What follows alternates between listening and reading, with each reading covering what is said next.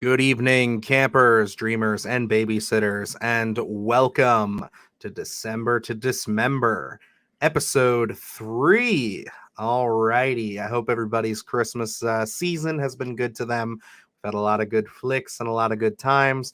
Today's episode, though, we're talking about a movie that I think it's safe to say may not have been the best. Yes, we are discussing Silent Night, Deadly Night 3. Better watch out.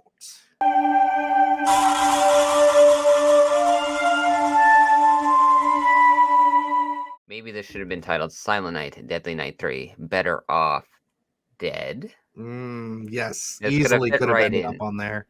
Yeah. But yeah, so this one, definitely on the naughty list, sir. Naughty. But no, not. They say Laura a little more in this one. They do, yes.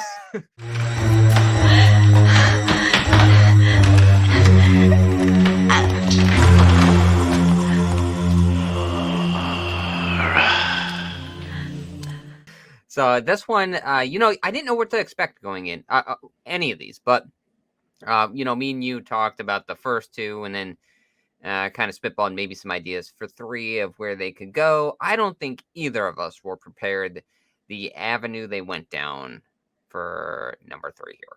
No, not at all. This is very strange. I mean, just opening up with the whole psychic angle, I'm kind of sitting there like, okay, we're getting some Carrie vibes, we're getting some, fucking Friday the 13th part 7 vibes here. I'm kind of feeling that. But yeah, then when it's revealed that old Bill Moseley is in this film, which I was excited when I heard that he was in it, because like obviously I'm a big Texas Chainsaw 2 fan. I think that movie's quite a lot of fun. I love Chop Top. I just like Bill Moseley in general. I think he's got a lot of great roles. I mean, yeah, he takes some roles that aren't the best, but fantastic character actor. So I thought we were in for a pretty interesting performance. It's interesting, definitely in presentation, I should say, because the man has a dome on his head exposing his brain. And then it's revealed to us that this is Ricky from the last movie. Yeah, what have we got here? Coma victim. Hey, Ricky. Want a drink? This franchise tends to paint itself in a corner. The first one did. They, at least they had some sort of idea where they could go with Ricky, but then that sequel really painted itself in a corner in terms of where do we go here? And you could tell they were kind of just struggling and grasping at straws to get something. And you're talking about Bill Moseley. I mean, the guy, regardless of the roles that he picks, he makes the most out of them. And usually gives it a pretty memorable performance. And like you said, yes, presentation-wise, very memorable. This one, they didn't really give him a lot to chew on, though. You know what I mean? And that's because of the idea that they kind of presented here, which as soon as you see good old Bill Moseley here with the dome on his head and the brain in a vat or whatever you want to call it, it's like, whoa, we are doing something really different here, And you bring up Jason Part 7, that the New Blood, and it's like that's instantly the vibes that I got right out of the gate, probably within the first like 10 minutes of this, with the doctor, him trying to connect them all this stuff. Her body may be young, but her soul is old. Older than we can imagine. You think she'll come back? She's gone too far. She'll be back. At least he's not a total piece of shit like the doctor in Part 7. He's borderline. Yeah, he's getting there, but he does kind of try to atone for his sins a little bit as the film goes on. Yeah, so I appreciated that. Yeah, but go on with what you're saying. I just wanted to mention that before I forgot, because yeah, I definitely the doctor is one of the more interesting characters, I guess you could say, and that's a stretch because I don't think there's a whole lot going on in this movie. Not at all. This one, I think it really struggles to stay interesting. I don't know if it ever actually gets interesting, or we're kind of just going around. It's apparently about a journey, because we're all just driving around half the time anyway.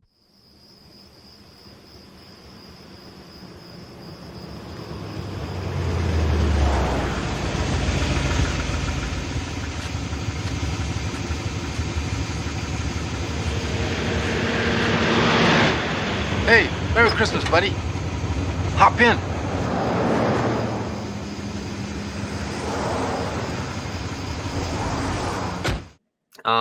They didn't give Bill Moseley too much to do here. Even a lot of the acting's poor. I mean, I didn't think we were going to be in for a memorable film here for anything good, but I don't know. Such a weird way to take Silent Night, Deadly Night. Yeah. No, It- for sure. And they never get him in the costume. He yeah. never dresses up like Santa. He does murder a Santa Claus at It- one point. What the fuck? Hey, buddy. Easy, boy. You're not well. Hey, Ricky. About the broccoli. I was just kidding. Seriously. Want a drink? No.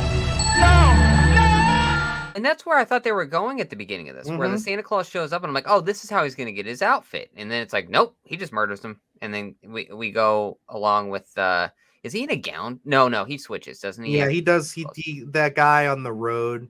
That's right. He comes and picks him up, and he starts talking about how he has to wear that stupid sweater, and then he murders him. Again, they kind of pull some elements from the last film but in all reality, you'd honestly you could never tell that this was a Silent Night, Deadly Night movie. From the first movies, the only thing they really pull is that he still has the thing about red, the color red. So when he sees red, he kills people. Want to see why I hate Christmas? Wife makes me wear it every year. Would you wear a porqueria like that? Then again, you could use a little brightening up. Cristo! What happened to you, man? You get a hair transplant? They really don't tie it together well at all, because they say that Ricky got his head blown off, which, correct me if I'm wrong, or like at least shot in the brain. He didn't get shot in the head at the end of part I didn't 2. think No, he I thought did. he got shot in the chest. Okay, I thought I was misremembering that, and I was like, oh, okay. Yeah, no, you're not. And I have been editing these a little bit, so I went through a little bit of the clips, and I did check on that, and his head is intact at the end. Here, I'll play the clip.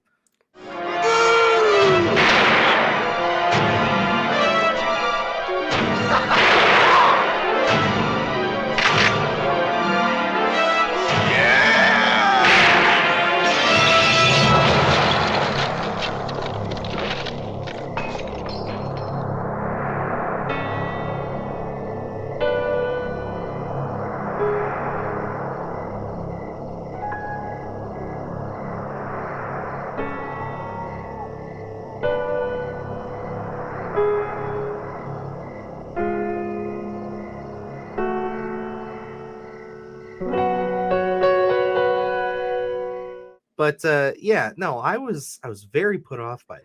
I was just weird. like, what the hell? And not one garbage day. No, not one garbage day, unfortunately. Not even a reference, which, you would think maybe it wasn't as popular back then yet. Yeah, probably not. They didn't know what they it had wasn't yet. a meme status, hadn't really become a thing as of that time. I'm just checking this now.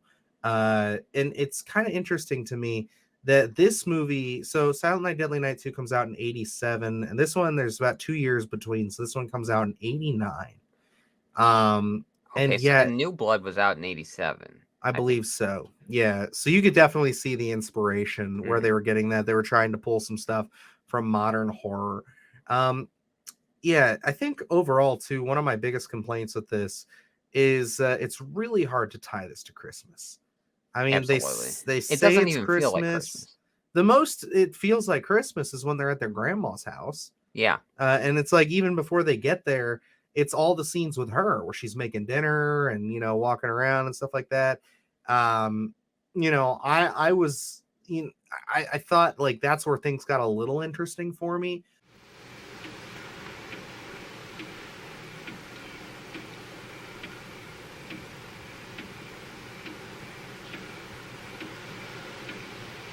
There.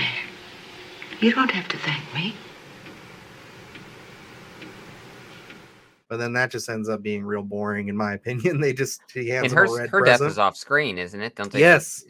Yeah, and it's just so pointless. I'm just like, what the hell? Like, and that's where it's like a film like this, where you don't have much going on. You got to up that body count. You can't really just be doing off-screen kills like that. As soon as in they're building for it, you're wondering what's going to happen with the grandma.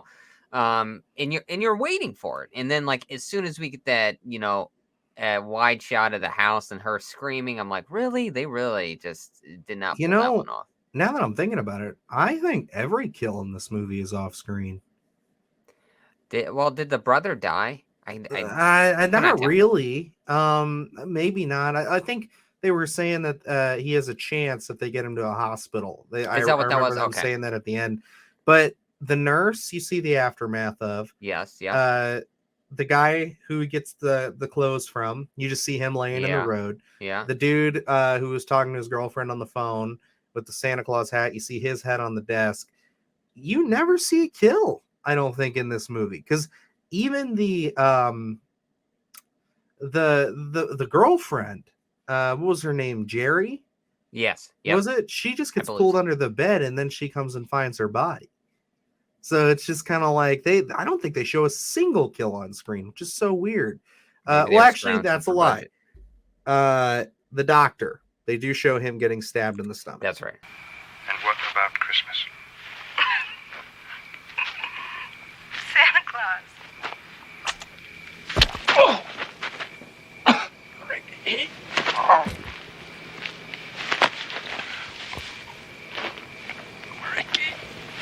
But it's such a lame kill. You know what I mean? Nothing interesting. Yeah. And that's where I don't know. Again, the only selling point for this film is the gore, and they don't really have any of it. So it's like, at this point, why are we even making a third film? And I'm curious to see your vibes on this, because by the end of it, where we're doing the we're all at grandma's house, and that's kind of where we're doing our final battle in a sense.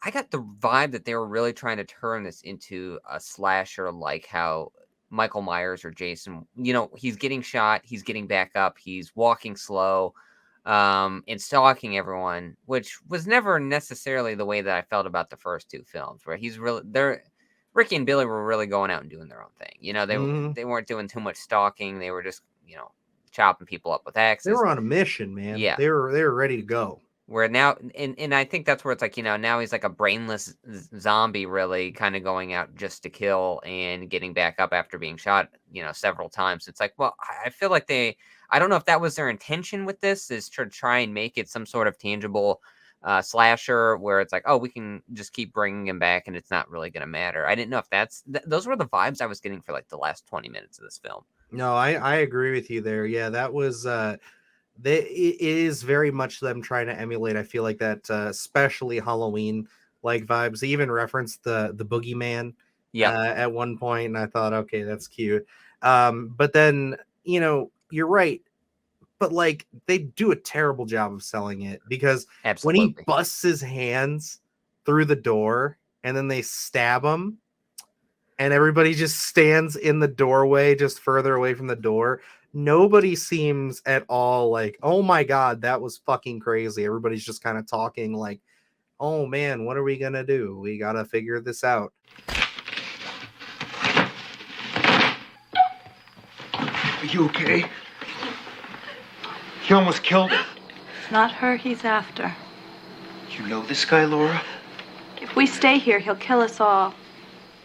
They're just so monotone, and like nobody is really even like stressed or freaking out at all. They're just delivering it's like the lines. It just really goes hand in hand with, I think, the entire feeling of this film, which is just a long droning process. I mean, I was really bored watching this movie, and that's where it's like, the way that I can kind of draw a comparison of a scene in this film of my viewership of this entire film is when Bill Moseley's coming up to the brother and he's got the gun on his neck, and it's like this long drawn out, he's not even putting any effort toward like choking him out. It's just this awkward kind of scene where it goes on for way too long. There's no momentum at all, and then the dude just falls over, and I'm like, yeah, that's how I feel about this movie.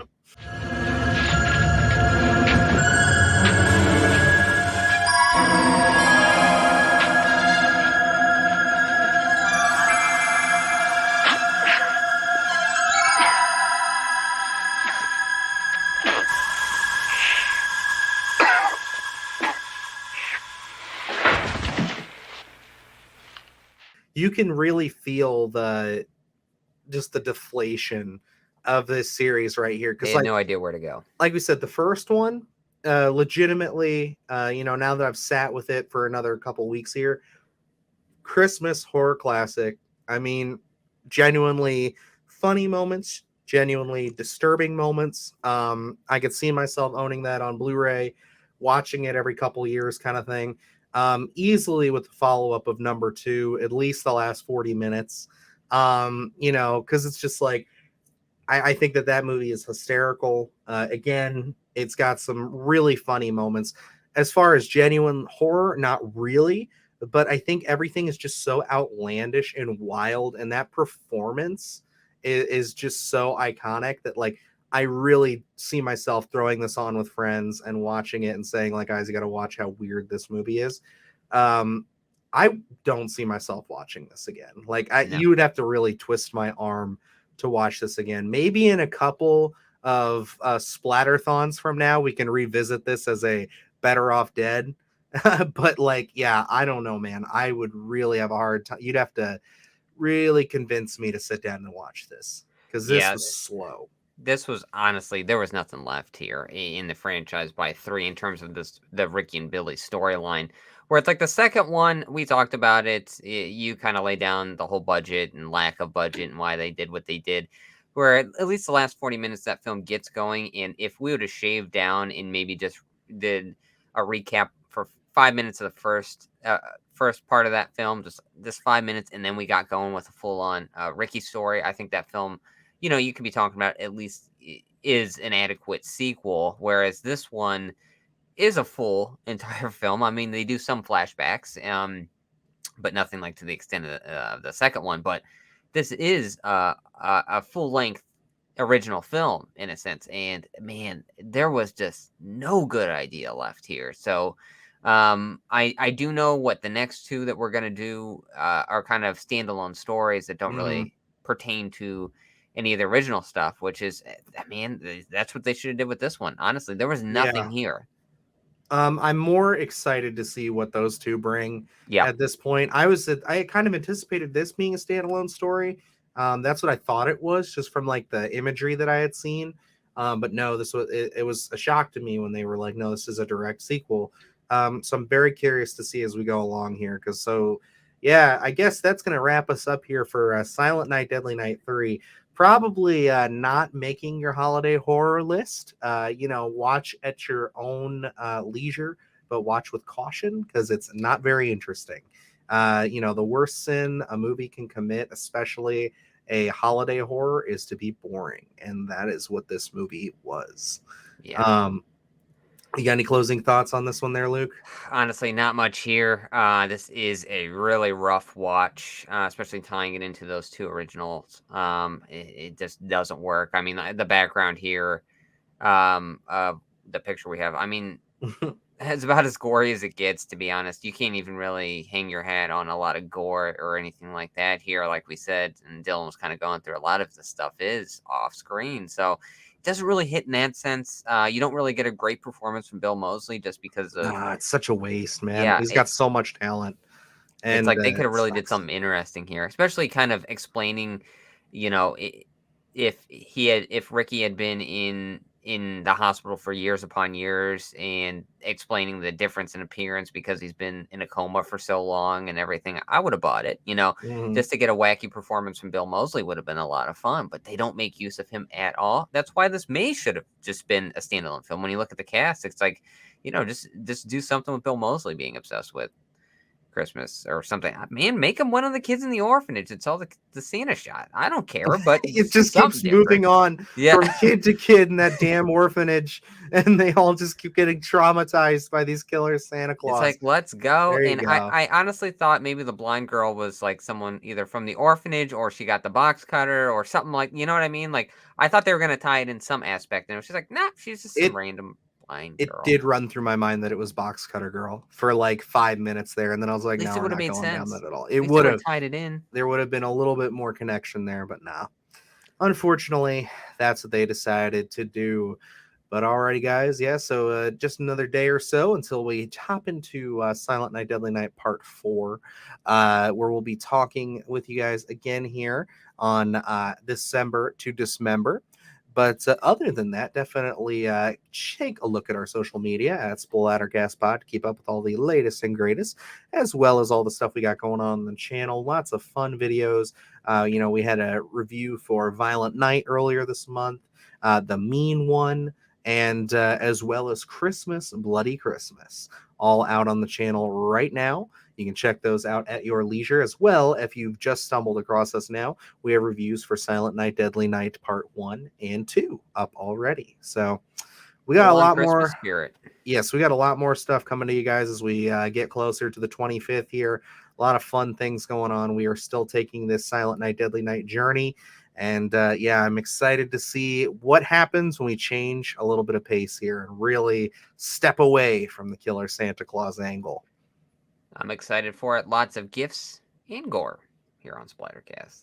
Absolutely. So until next time, I'm Dylan Newell. And I'm Luke Janesco. And remember, Garbage day! Huh? No!